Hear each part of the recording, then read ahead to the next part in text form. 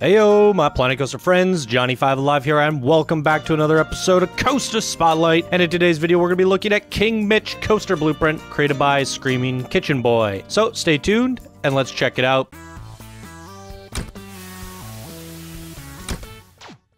Alrighty, this was sent in by one of our Discord builders and Ruby patrons. Thank you so much for your tremendous support. King Mitch, you are helping to keep the show go on. And here he says, this is a coaster dedicated to Mitchell, a young, talented man who we all love. A man who you can web search a lot. He is using a lot of floss to make his teeth white, and he can enchant people with smiles. So he can beat the Wixzard. He will beat Johnny and burn him alive. Oh my. All hail the mighty, loved, talented King Mitch. Sponsored by ScreamingKitchenBoy Entertainments. Alrighty. Well, hopefully you guys got that, but there was a shout out to all 5 of the Team 5 members there. Quite funny. Although, I don't like the part where he's gonna burn me alive. Alright, that's quite funny. Hats off to you for that intro. Okay, guys, let's jump into it. Alright, here we are at King Mitch's castle. That intro. So, this coaster blueprint looks pretty cool. It's actually quite detailed. It's really nice. There's so much detail going on in the center. A lot of the times what you see from builders and new builders is a lot of emptiness in the inside, but the footprint, it's all like walled off, although I think it could have been done a little bit nicer, but still pretty good. And then just packed full of detail on the inside. So we're going to take a walk down the queue so that you guys can appreciate the details here. Nice, beautiful gardens. Good work on the building here with the vines. Lots of attention to detail. Definitely great for builder quality here. Truly is. Knights. Love it, love it. I don't know how I feel about the seaweed, to be honest. I don't think it really fits here.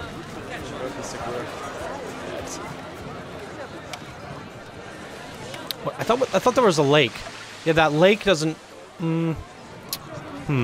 Yeah, I don't know how I feel about that either. But I guess you filled that area over there, so it makes sense from the outside perspective.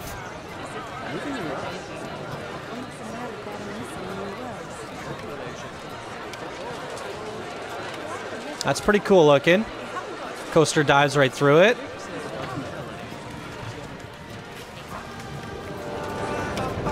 My favorite. Oh, they take our hats off. Thank you.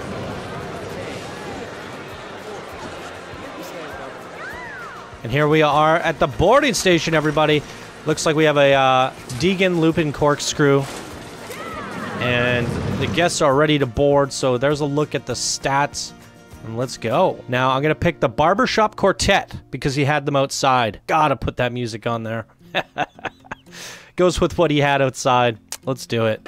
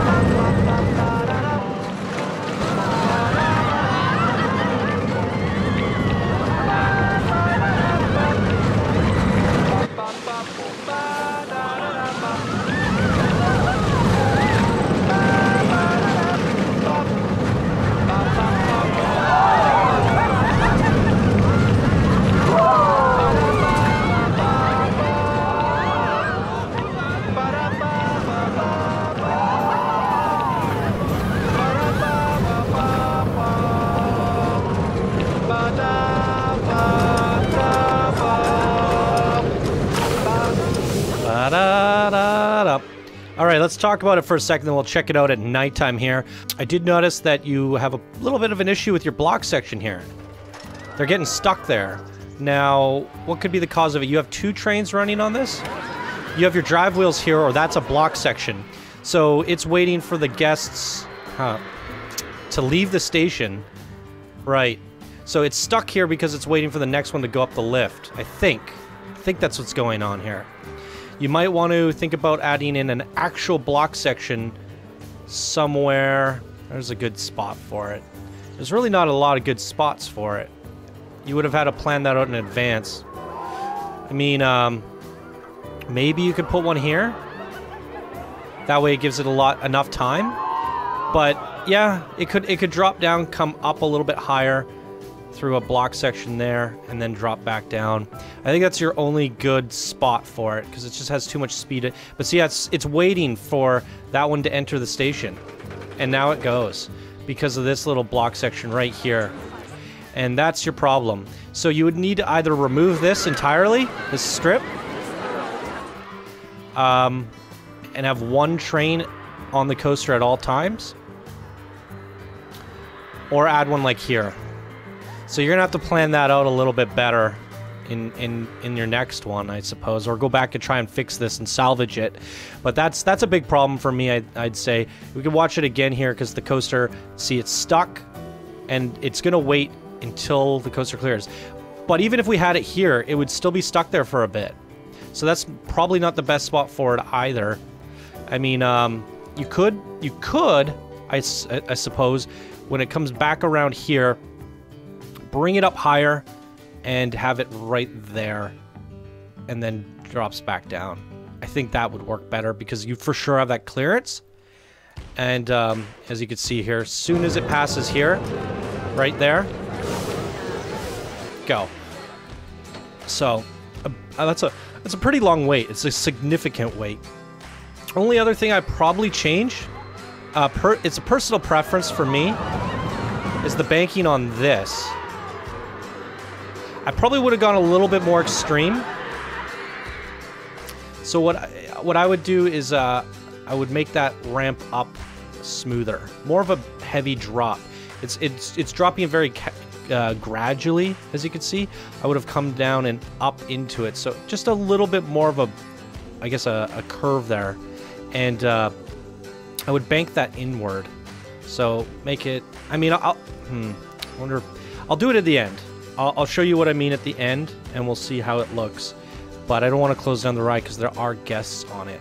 All right. Last but not least, let's check it out at daytime or nighttime, rather.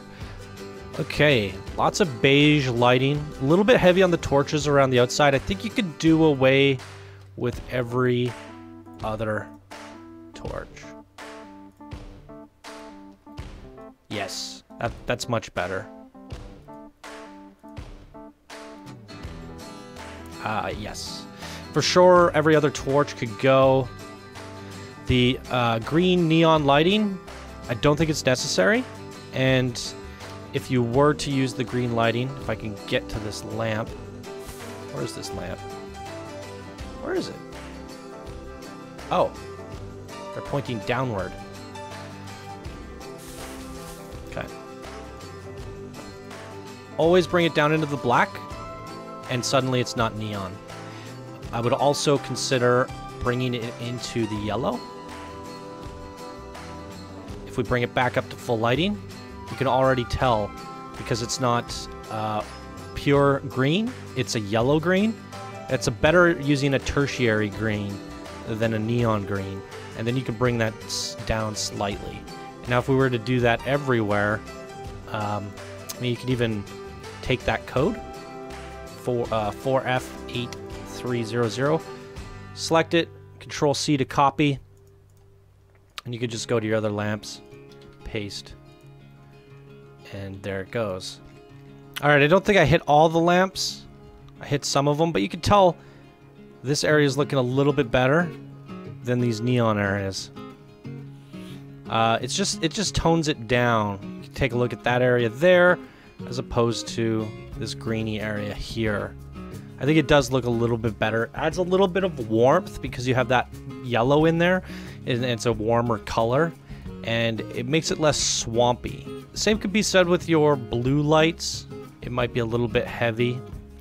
I don't hate it. I'm not mad at it. I think you've done it in such an interesting way where it's coming out like pot lights, and it looks rather cool. I like it when people do like the warm highlights, the cool shadows. You kind of have the opposite effect going here, which it does make it feel like inverted, as like inverted lighting, because the blue is up on top, the beige is down below, which kind of makes it look interesting, but it feels a little bit off. I think it works good under here, but it is a little bit too heavy. So again, just taking down that saturation. For me, I can't quite select it. There we go. See, it's a little bit on the heavy night blue purpley, and if you're trying to go for grimacing and dark, I personally feel like the teal works a little bit better. The ghostly teal. I think that looks a little bit better if you want to go with a heavy color. Yeah, I kind of prefer that over the purpley blue that you've gone with. But if you want to go back to that purpley blue, I think something like that, less purple, more blue, and then lighten it a little bit. Yeah, that looks better than the purple. But yeah, there's a lot of colors going on, so I just try to like pick a theme and go with it. We're seeing red, beige, blue, green. I mean, you got the whole color wheel in there. It doesn't bring it together cohesively. And if we switch back to daytime, what we're seeing is a vibrant forest and a red corkscrew coaster. It calls into me and it says fantasy. We have a little hit of blue there, that's fine, but it looks fantasy, it looks foresty, and then the red just screams like this is the coaster. It pops. At nighttime, I'm like, oh, is it spooky? Is it fantasy? Is it swampy? I'm getting all these different feelings. Color and lighting can go a long way into selling your theme and your feelings. What kind of a feeling are you trying to project? Like I said, you go spooky teal lighting, and now you're giving a ghostly vibe. Even the dark blue there, it's just a little too playful and bright. It kind of reminds me of, like, I can't quite put my finger on it. It's like neon rave. It's too powerful. So you gotta tone it down. Honestly, I don't even think you need to go with any lights on the castle other than some torches to sell the fantasy feel. Reduce, I mean, I said earlier to reduce every other lamp. I think you could even do every 3 lamps. Delete 2 in between. And then you have a few lamps in the forest, torches on the tower, and it feels like a quiet fantasy forest at night. A telltale forest. Yeah. Alright, so that's my nighttime feedback for you here today, Mitchell. Let's give it a nighttime ride.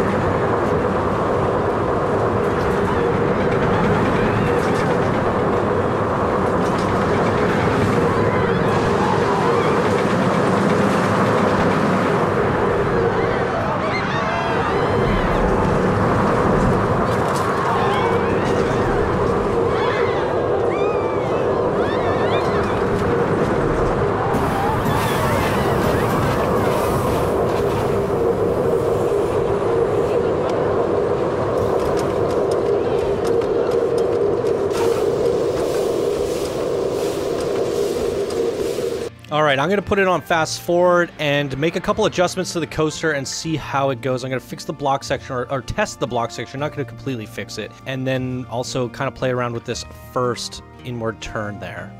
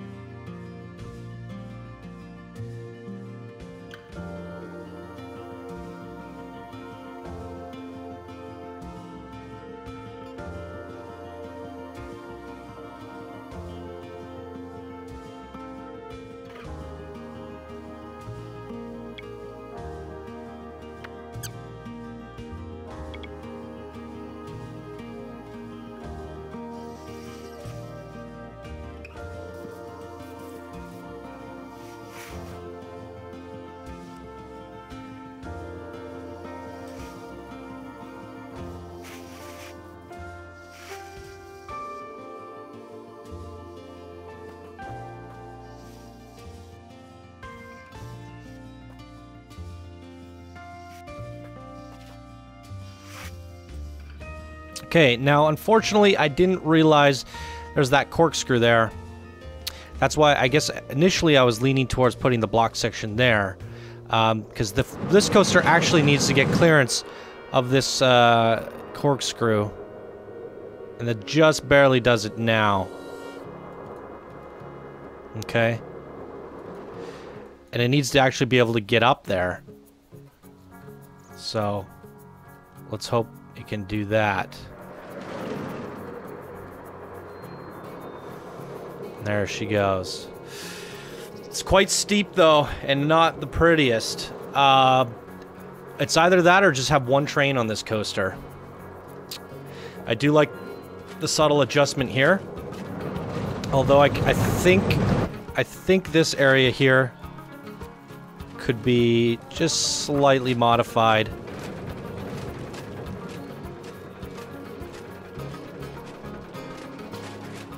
Just a tad.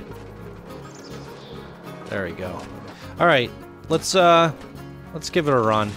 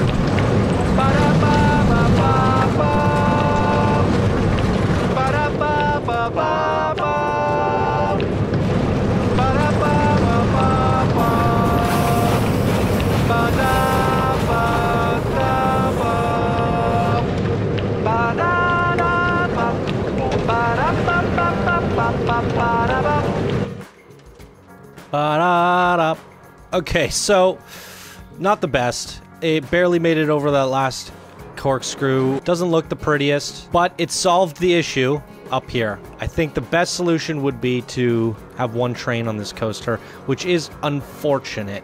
I'm just trying to think of another solution and I don't see any. I think this part feels a little bit more entertaining. It's a better transition. So some improvements there. I think this could probably work with the block section here. And in terms of your supports, whoops. I honestly, it needs to be brought over. The supports will now be inside the park. There you go. And if it were brought up just slightly higher and then smoothed out, I think that's the best you're going to get it. And now when it does its test, it should clear it just slightly better. Not bad. Could be a little bit faster. I think maybe you could change the release times. I might have had it at max. Deacceleration rate, 1 mil. Yeah, I think that's the best you can do. So that's about it. Your next solution would be to simply lower this. That's actually doable. Oh, you have it at the smallest. You could bring it down. Better.